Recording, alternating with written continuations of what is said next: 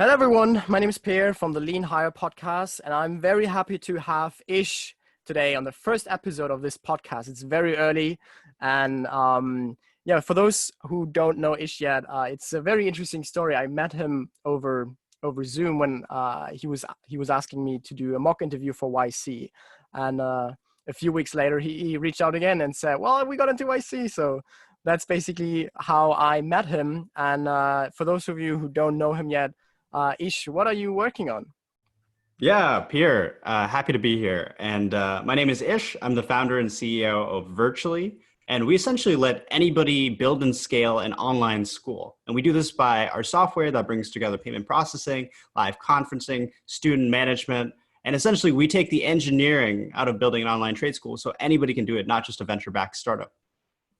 So for those of you who know YC, there is something called Lambda School, which is probably one of the more hot companies in the education space. And I think your company is basically doing like the Lambda School as a service for anyone who wants to run like a similar school. Is that correct? Certainly, Pierre. I remember hearing about Lambda School for the very first time. And for those who might not know, Lambda School is essentially an online trade school where you can learn software engineering within 9 months. And it's completely online, and you don't have to pay a cent up front if you don't want to. They actually were one of the first companies to utilize this amazing mechanism called an income share agreement, which means you don't actually pay back the institution unless you've landed a job that pays $50,000 or more in that same industry. And as soon as I had heard about that, I'm like, wow, this is the future of education, right? It's very applicable, it's hands-on, and it's risk-free, you know. And given Yeah. right now with COVID-19 and how much of a catastrophe the job market is and how high unemployment is we need better job training. And especially I know it's broken in the States, it's broken in a lot of other places, but our vision was like, if we could build the infrastructure to make it easier to run online schools, then people would create more online schools and we just have access to better job training. It's certainly one of these weird situations where like, why is education so expensive? And the reason is that like all these physical schools have never really like scaled. It's just there's so much demand nowadays for high education, but there's so little supply. And I think this whole situation of like the student debt crisis is just a mismatch of supply and demand. And having the opportunity to go for like a Lambda school or there's other boot camps as well, it's just a quick, not just an easy and quick hack, but just the necessity to get to these types of jobs. And I think it's amazing. Like we need more of online education in general, like not even regarded to COVID, but it's just a new way of learning that is like pioneered by a lot of companies. But this will be the way. Like I'm certainly this will be the way how we will teach a lot of jobs in the next 10 years to come. So I'm very, very pumped about your company, and it's I think it's a great mission. So tell me more about how everything came together. Like you used to work at Facebook. Tell me more about like your experience at like this big tech company. Yeah, totally. And so my journey at Facebook actually began back in 2015 when I had landed my first software engineering internship at Facebook, and it was absolutely exhilarating. So I interned there in 2015. I was on the photo editing team for Android, absolutely loved it. Came back 2016, ended up actually working on Facebook groups and a hackathon project, which introduced polls into Messenger. And that project actually went viral within the company. And I got to meet Zuck and the entire Facebook exec team and pitch to Wow, them. And a few months later, it was shipped. And Messenger and that's polls is, amazing. yeah, it's touched billions of people at this point. So that was my Wow. probably highest impact I've ever had at Facebook. Things started to definitely change once I became a full-time employee. I very much quickly realized that at a product company like Facebook, uh, it's a lot of the creativity is sucked out of the process as a software engineer. One of the reasons I turned to software engineering was how much I loved to just exercise creativity to create something new from scratch. But when you're working at a big company as big as Facebook or Google or Apple, you have people in all sorts of roles that will tell you exactly what needs to get built. So you'll have a PM who tells you, what the product should do. Designer will tell you how it should look. You'll have a content strategist that'll tell you what it says. You'll have an engineering manager who tells you how it's architected. So at a certain point at being Facebook full time, I realized like, wow, I'm just a glorified construction worker. I'm getting handed these blueprints and I'm expected to build it out. And there was just no creativity. And I had run a startup before in college and I had really loved that process. And I realized if I'm going to do it, I have to do it now. And I remember specifically around the time I left Facebook, I was in Seattle and I was stuck in a winter storm and I couldn't go Oh, outside. shit. And I remember thinking like, wow, I was playing with some video conferencing software and I was like amazed at how far video conferencing had come. And I was like, you know what? Like this could be huge if, you know, right now we're only using video conferencing for personal calls or work calls. Right. But like there's a huge, you know, innovation to be had here in education, right? Yeah. And right there and then I came up with the name for the company. I was Yeah. like, okay, I think, you know, education in the future will happen virtually. So we'll just call the company virtually. And and from there, the rest is history. I mean, like it wasn't super obvious at the time as it is now, given COVID-19. But I just really Right. believe that like not being geographically limited by the people you can learn from opens up so many more doors. I mean, maybe the thing that you're interested in learning about, Pierre, you know, whether that's about Next.js frameworks, right, or TypeScript or Material UI, maybe the best person to teach you those concepts doesn't live across the street. Maybe they live across the world, Yeah. right? And Yeah. how great would it be if you could join a class with other people also interested in Material UI and TypeScript and Next.js, and you could do it from anywhere in the world. And so it just seemed obvious at the time. And, you know, we didn't expect a global epidemic, but that's fast-tracked our company in so many different ways. And so now this solution that we've built has become obvious to so many people. Yeah, I think there's so many great points. Like first off, the one point for like working in a big tech company, which has its ups, you have so many resources and so much brilliant people around you. But it can also like just dry out the process, and creativity is not perfect, right? Like creativity comes from like all these different like sort of like eating shit moments where you need to crunch out everything on your own, and like somehow the bits and pieces fall together. So I can definitely feel that. Like I didn't work at Facebook, but I was working in a media agency where it's like very similar, where there's like quite a few people working on the same stuff. And I can fully agree that this can be exhausting, and this can be more exhausting than actually working on all fronts simultaneously. So I see where this like decision came from. And then second, you worked in the office, right? You worked at Facebook, and you had everyone around you, and you had like these open brainstorming sessions. That has completely changed, right? You work from home as everyone is doing right now, and it's still working, right? It's still, stuff is getting shipped. You're moving fast, maybe even faster than being in the office. And I think that's what, like one of the big learnings, people who've been like against remote work. And I personally, I've had this background from Germany. We got into IC in winter 19, when I would say, quote unquote, the world was fine. And we had investors turn us down because we wouldn't be in the Bay Area, or because my team was remote. Like I was in San Francisco at that time. My whole team was in Germany, and even inside of Germany, we were spread out across cities. And now this is like the status quo. This is probably how the future of companies in YC and outside of YC will be funded. And this trend has definitely been for like going on for a long time, like GitLab and Zapier. But now this has really changed, and this has changed education, work.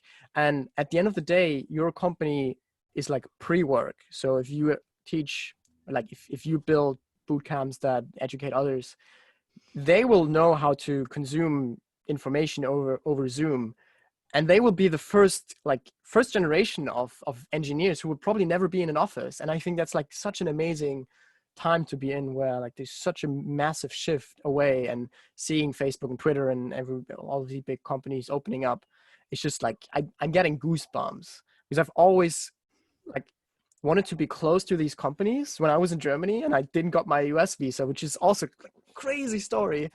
But now this is happening, and I think this is, it's just very, very amazing times. And so I'm definitely like, this type of stories you hear left and right, where like people worked at a big company in the office, and somehow they started their company in COVID. Like your company is not that old yet, and you got into IC while like batches remote, and now everyone sort of has like this small realization, well, life goes on. We can work on this remotely. Yeah, no, totally. I mean, it's a whole different future. And for me, like personally, I've always loved remote work. Even at Facebook, I would try to work from home as much as possible because I just realized it reduces waste. At least I know not everybody's like this. I'm a pretty introverted person. So I feel like when I'm working, I like to get like extended periods of focus time. And at the office, there's just too many distractions, right? And so, some people feed off of that. They need the human interaction, the small talk that happens, talking about your weekend, yeah, those lunchtime conversations. Handshakes, high fives. Like I missed the Yeah, high fives, but that's it. Like, exactly. But but you'd be I agree. surprised, like those little experiences really add up. And so I Yeah. guess honestly, one of the first observations I made about working remotely is that I was probably getting as much done in 4 to 5 hours at home that I would in 8 to 10 hours at work. Right. And I think companies are going to realize that, and they realize that, their employees are going to be more productive, they're going to be happier, and they're going to have access to a wider range of talent now that they can hire Right. remotely. They're not limited Right. to hiring in San Francisco or New York or LA, where a lot of people can't afford to live there. And so the whole global landscape of hiring is going to completely change. Yeah. I mean, just like I don't want to talk too much about this COVID thing because this will hopefully blow over at some, like not blow over. There is definitely a huge amount of changes, but um, imagine how weird like a job application will look like in 5 years, where it says like you need to work from the office, and a competing offer is just the same salary, same amount of equity, but like work from home. You're free to come to the office, but you don't need to. Like, how do these companies compete? Like, I just don't see it. It's like you can have an office, well, that's perfectly fine. You can have a hybrid company, but forcing someone to spend, and I've been in the Bay Area, spend 2 hours 3 hours commuting, and like getting stuck in traffic, and having a $4,000 apartment, um just to be nearby. That's going to be Yeah. like, that's already sounded like crazy in 2019 from outside, but it was like okay for being in the tech space. But this will be like, prove me wrong in like 5 years, but this will look so weird. And it's good that there's like sort of like a market correction in an industry sense. And there's so many great companies being created to just help these migrations, and namely one of yours is virtually. And yeah, but this is like, I'm super pumped to run this podcast to go more in this direction. And one thing that I've come like across is that there's no such thing as like good process of hiring remote. Like, it's so new. Like, sure, there's companies who have these playbooks, like GitLab has a lot of resources about hiring, and also salaries and stuff. But GitLab is a very special company. It's a fully remote company that never had an office. But we need to think about how can companies that already exist, right, migrate. And I think the Lean Startup book from Eric Ries is a perfect example on how companies can stay like lean and innovative on product iterations. But one thing that I find interesting, and I want to talk with you about, is like, how can we apply lean principles on hiring? And this podcast, the Lean Hire, is exactly about this. How can we start hiring people from all around the world before we really commit on like a 2 year 3 year contract employment? Because I think what most people don't get is that it's not that easy to hire on a payroll right now. Like, it's not easy to hire someone from Germany if you're in the Bay Area. So the way this works, for those who are unaware, it's still on a contract basis. Like, these people are officially contractors, but they are like full-time contractors for your company. And this mechanic is opening us so many new challenges, but also opportunities. And I think the biggest opportunity is that companies can start very early. So you could start with an employee on a weekly basis, right? You can do a weekly contract with someone and then learn that person and run experiments. So I'm curious, you had experience with the lean hire method, like methods and principles. So tell me more about your experience with that. Yeah, certainly. And we've definitely worked with a lot of contractors. Some we've, converted to full time, others we haven't. But I think, again, I do want to put out a disclaimer that we are quite new to this and we're also trying to figure it out along with just everybody else. But especially for a startup at our stage, I think it's important to definitely de-risk any hire. And it's really hard to just, get enough information that you'd want to out of a 45-minute interview. I was an interviewer at Facebook, so I interviewed dozens and dozens of candidates, and I know that like no matter how much information you could try to Yeah. extract, you would never get the full picture. Yeah. This is why most of Facebook's new grad hires were actually former interns, like 90 to 95%. And it's one of the best ways to de-risk is Yeah. like basically extended periods of time where you get to actually test if there's a fit, both Yeah. culturally, and then also technically. And so one thing we've been doing at Virtually is essentially for every hire we bring on, they've always started out as contractors, as a part-time, both our designer and engineer went through this process. And during this period, it's just kind of vetting period for both parties. Both parties are just kind of feeling out the situation, seeing are they excited about the product, and then from an engineering management side, is this person delivering on expectations? And if after 2 weeks, 3 weeks, things are going well, I try to have a conversation and say like, hey, you're doing great. Let's convert you to a full-time hire. I think you have a lot of value to add to this company, and we'd be lucky to have you. And so we generally go through this kind of period, and it's been working so well.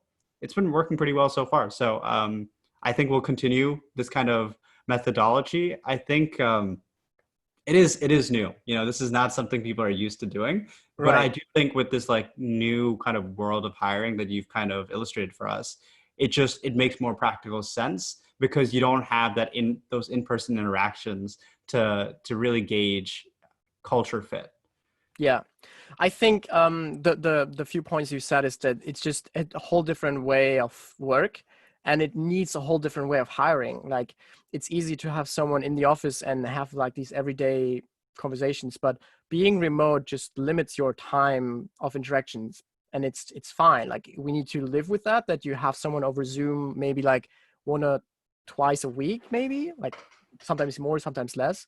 So we need to redefine the way we hire, and it's scary to hire someone from across the world. Like it's scary to work with them when you've never seen them initially. But the more, like you said, iterations, experiments you run, you see their output. You can see their, like if it's an engineer, their commits and stuff. And I think we as you said, totally de-risk, or we need to de-risk hiring to enable more companies to do like take the risk and or like take the hire, which they usually thought would be too riskful to hire across the ocean. So I'm really excited to apply like the lean principles to the job market and recruiting. I think it's been overdue for too many years, where it's like the standard procedure of like hand in your CV, go through HR, have an interview. Maybe you have a chance to have an internship, but even an intern doesn't really get like the projects that are meaningful, right? It's like you get to run nearby and you sit nearby at the desk or something. But I think what we need is like a way to get like incredible people to join a company without committing like a 150K worth of salary like contract for a year, or like the scary amount of numbers. Even for a startup that's funded, it's still like an insane amount of money, or even if it's like 60K or 50K. So yeah, that's why I think, I hope most companies go in that way. And Yeah, and one of the outdated practices that you mentioned is just people right now in hiring, and I really think this is fundamentally broken, is it's so much basis around credentials rather than kind of skills and expertise, right? Because like yeah, right now, the market is that somebody who has been coding for years, been completely self-taught, actually might be way more talented than somebody who studied computer science at Harvard, just because the person who was self-taught was teaching themselves and building products to solve problems for their own lives, or yeah, problems of their friends and families.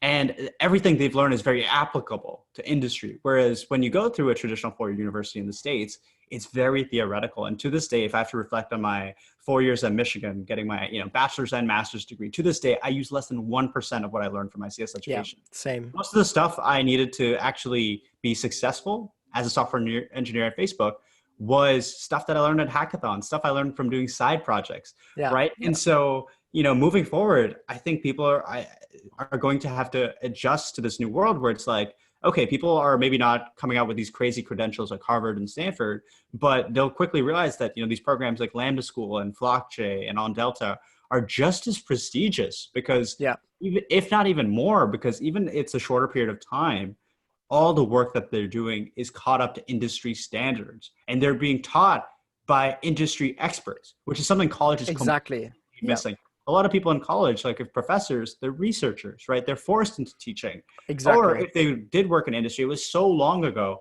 that a lot of their skills are just not relevant anymore. And Yeah. so this kind of changing the method of even screening for a candidate, that needs to completely change as well. Yeah, I'm getting goosebumps talking about this because I dropped out of computer science in my city, which is Kiel. It's not Harvard, it's not Stanford, but it was so crazy to just sit in the 90 minute sessions. Like we call them Vorlesung, which is sort of like, I don't think I have an English word for it. Like it's like, yeah, well, it's like sort of like, well, lecture is of the obvious word, but so in Germany it comes from like the word comes from someone reading out something for you because you are in it, like you can't like really read. So like the word, it actually means someone's explaining something to you because you're too dumb to read. So that's like where this whole situation coming from, and having someone at the front and then doing like these very theoretical tests, it's just not applicable. Like this can work for like, not even for law. Like I've talked to people who studied law and they said, well, even that is not applicable. So Yeah, and by traditional standards, people would completely overlook you. They'd see yeah, as exactly. dropout, and they're like, "Why would we want to hire somebody like that?" And they would, then they'd be missing out on a golden opportunity because I've Yeah. seen your engineering skills firsthand, and it's far extends mine. Right. Even despite me having a Thank you. master's in CS and having worked at Facebook, I'm half the engineer that you are, Pierre. Wow, thank you so much. Disclaimer, we've worked together on one project.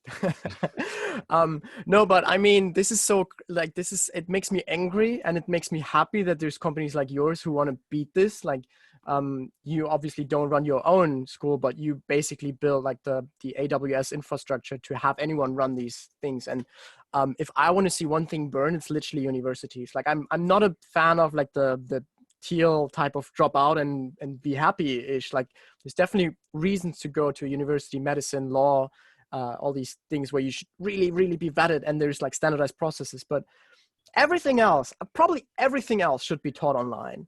Like there's no gatekeeper. There's no one saying you're wrong or right.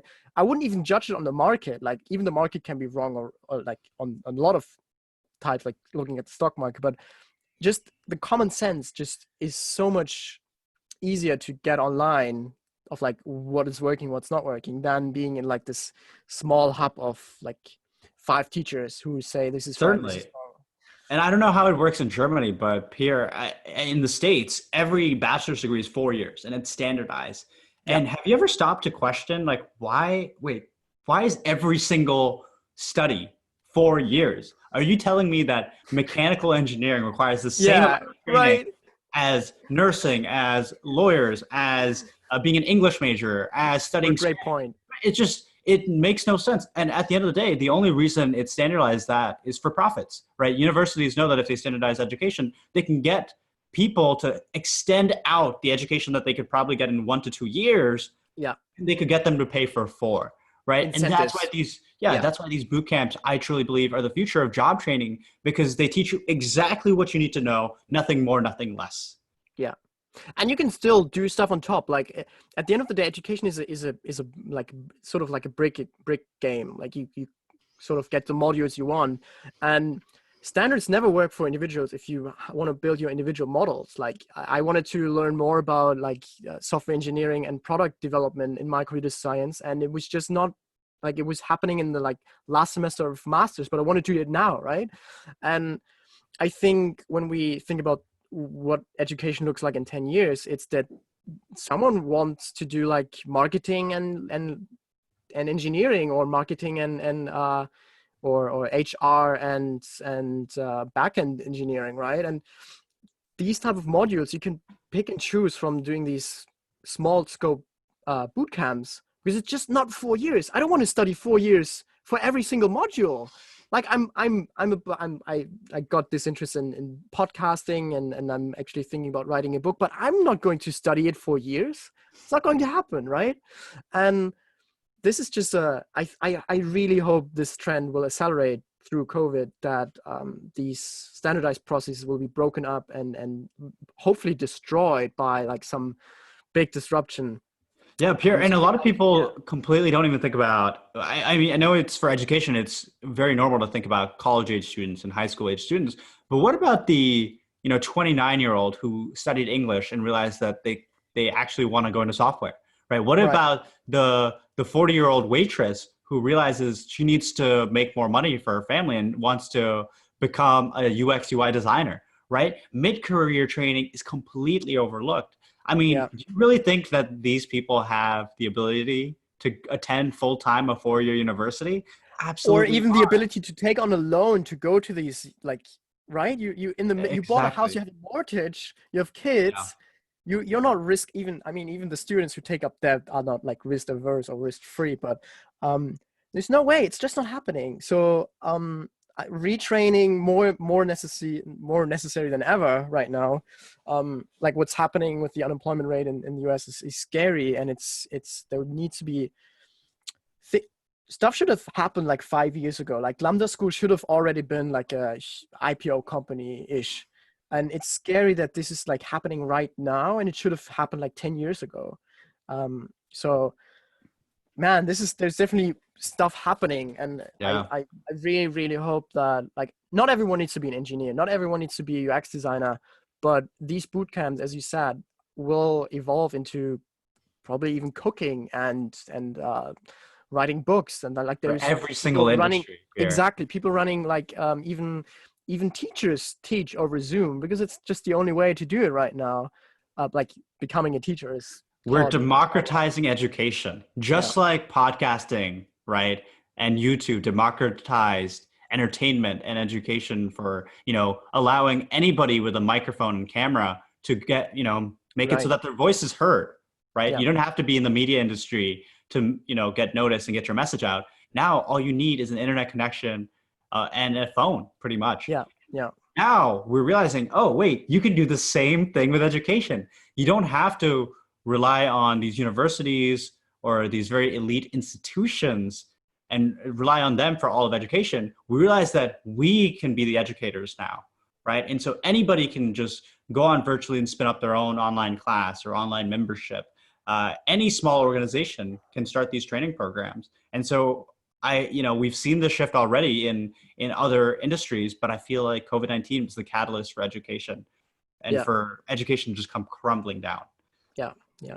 And we just now see all the bugs that we just took over for all the legacy, well, that's very technical, but all the legacy systems like Harvard and Stanford. And we really, really see how broken it was initially. And we were lucky that there even people came out of that system who are productive and helpful for society and bringing in jobs and bring in valuable skills. So I can't wait for a whole generation, not being self-taught, but being like learning what they actually want to learn and not being like forced into something.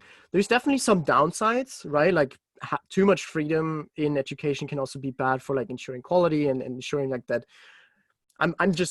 I hope that there's not like this sort of like anti-education movement where people like these fake news YouTube stars will launch their own like right-wing media. But I think freedom to get the information, that like it's always a plus-sum game. Like it's not get the information and then also practice it. I feel like one thing people don't talk about at all is a lot of people, they don't have their first experience with the industry that they're studying until after they graduate. So it's been 4 years. They've been studying econ. They've had this idea of what, working in business looks like after graduation. They start, they go through school, they graduate, they start working, and they realize they hate it. And this is such a big So mistake. many teachers, so You many cannot go teachers. that Yeah, much time sad. without actually working in the industry. And so it's got to be Yeah, intermingled. yeah, And so yeah, you have to be doing industry type work while you're getting educated, so you know it's a good fit. And this is one of the things about the lean startup, which I really love, is that you don't spend, months and months and months building a product and then figure out if there's a fit. Same with like finding your yeah, dream job. You don't yeah, spend years and years learning to yeah, actually go out and try, put these skills to test. You should be basically doing this iterative cycle where yeah, you learn and then you practice and then you reflect and then you just do it again. And you should yeah. be doing that constantly as quickly as possible. Every day, every day. Yeah. Yeah. Yep. I think the most interesting hack that I've learned over the past 10 years doing tag is I sent a job proposal to a friend of mine who recently got laid off, and he's also an engineer, but I'd say like between junior and senior, like sort of more than a first hire, but also like not the expert and everything, right? But I gave him a senior position job proposal, and he was like, "Well, I don't feel comfortable yet applying for this position because I just, right? I mean, I have the years of experience, but I haven't worked with that technology yet, and like the usual things of like, oh, I don't feel comfortable in doing that right now." But when I told him, well, you don't need to know everything, even though they asked for it, right? Like, obviously everything is negotiable in these job applications, but I just said, well, just go for it and try to get in like a very small project. Like we talked about, like the lean hire, maybe apply as a freelancer or offer them like a discounted rate for like a first month or stuff. And just show that you can learn. And when there's maybe like a programming language that you've never used, but you've used everything else, you will learn that in the first month. Like it's not a rocket science to learn something. And when you feel you're underqualified, either you go down and will never work again because it's like you're actually stupid, or when you know how to learn, you will eventually get to that point and you can ask your friends while working. Like if you apply for a job position, it's not only you working, like you're responsible for the work you produce, but you can ask a friend if you have a bug at some point, or you can ask a friend of like, hey, how does this like higher order function works and stuff. And I would always apply for overqualified positions, because either I get it and then I will grow into it very fast because I need to, right? Like there's this assumption and this expectation. So there's like this forcing function for me to crank out the hours and learn this stuff, or I don't, but then it's fine, right? It's fine to not get a job. Most people are used to it. So I think that's something where when we have this sort of modular based learning, I can apply for something where there's a boot camp for it, right? And I don't need to go through 4 years of computer science and hope at some point I will learn that language or skill set, whatever. I can literally say, okay, and in 1 year I want to work for Google, and they have a job application for Java. I've never worked with Java, so I'm taking a boot camp that will train me how to learn that in like 6 weeks or 5 weeks. I can literally apply today, and while this stuff is happening in the background, like vetting process, etc., I might be able to work on that already. And I think that's like an opportunity that most people don't even realize, that you can apply for jobs that are outside of your qualifications. You should definitely do it. And it's just I think the more people learn that you can get these skills much faster is accelerating for companies to go even crazier and faster and put people on the moon. If everyone would just be doing what they're comfortable doing, like that would not be progress. So yeah, I don't know. Tell me more about what's your next steps. Like we haven't talked about YC yet. You are in the new batch. It's summer 20. Is that correct? Yeah, summer It's 20. summer 20, right? Yeah, next steps for the company or hiring or anything specific? Yeah. So the batch is starting in a few weeks. Is that correct? Just about Oh, it 10 started. days. Oh yeah, yeah. Just Ooh. about. And then so this is for those of you who are unaware. This is the first remote batch for YC. Obviously, there's just no reason to go locally when there's shelter in place restrictions in San Francisco. Um, So this is an experiment for YC. Has never happened before, and I think there's a whole new generation of companies coming out of this. Just because it's like the culture starts very early.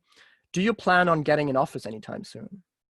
So our company is named Virtually, and I think it would be a little hypocritical if we didn't fully embrace the remote model. So I imagine, will we have an office? Not anytime soon. Will we have it one day? Possibly. I Yeah, think I'm open to having maybe small satellite offices here and there. But given that we truly are trying to build the future remote learning, we should also embrace the future of remote working. And right. so currently the team is completely remote, completely distributed, and it's been working pretty well. I have, no complaints so far, and we'll keep it going as long as we can. Obviously, we'll face, issues as we really try to scale up, but like as any company, we'll cross the bridge once we get there. Yeah, exactly. This is a good summary of like how I imagine most companies who start today will evolve. And I doubt, like, there are like these hardcore remote firsts or remote only maximalists. I doubt that this is the right thing because it's just too early to know. Like, we need these Airbnbs, we need these Facebooks, we need these Twitters that have shown that this can work. Even GitLab and Zapier are like almost unicorn, or I haven't checked the company size yet, but we will get there. Like, I talked to, was that even, who did I talk to? It was in YC, and there was someone at a I'd say like a very high reputation person who said like Airbnb would have not worked if it would be fully remote. And I agree, but this was different times. This was when internet was like, I wouldn't say like there's still fine internet connections, but at some point it was shit. And there wasn't the tools, there wasn't the easy to access Zooms and hop-ins and Clubhouse socializing, and Slack didn't even exist. Slack didn't exist, right? And even WhatsApp, like WhatsApp built itself, right? It's so um I think, yes, you're right. Facebook wouldn't have existed probably if it would be remote first. But there will be different times, and we're in this different time. So I'm very, very, like, I wish I could like fast forward and see where the next like big companies come out in 10 years that just eat this culture now. Like, they I'm just, excited. yeah, Yeah, I mean, you're probably aware, but the 1348 Black Death, that plague which wiped out nearly a third of the human population, was the kickstart for the Renaissance, right? I mean, it's a very devastating event, but it yeah, kickstarted the Renaissance. And same, some of the greatest innovations of our time in the last 100 years happened directly after the 1918 Spanish flu. And so it is a tragedy what has happened, but I think one of the things that really forces us to adapt. And I think we're talking about a micro level, like you and I, like personally, like individually, we're all going to not change all that much, but at a macro level, yeah, humanity is going to completely change. Society is going to change. Culture is going to yeah, change. So I'm super excited for the future. yeah. Awesome. Well, that's a good way to end this. Dude. This was our first podcast for this first episode for this podcast. I really hope this is going further with the same energy and the same insights. I really like talking to you, Ish. I hope you all the best for Virtually. I'm hoping I can be some sort of advisor in YC for you. If you have any questions, just hit me up on LinkedIn or Twitter. If you want to leave your handle, Twitter, anything, now's the Yeah. time. Totally. If you want to learn more about Virtually or interested in building your own online school or learning community, go on over to tryvirtually.com. And if you want to keep up with me and what I'm up to these days, definitely connect with me on LinkedIn or follow me on Twitter at ishisdeep. Nice. Yeah. And I'm your host, Pierre. You can find me on Twitter at Pierre_Rich. And that's a wrap. All right. Thank you so much for having. All right. Bye.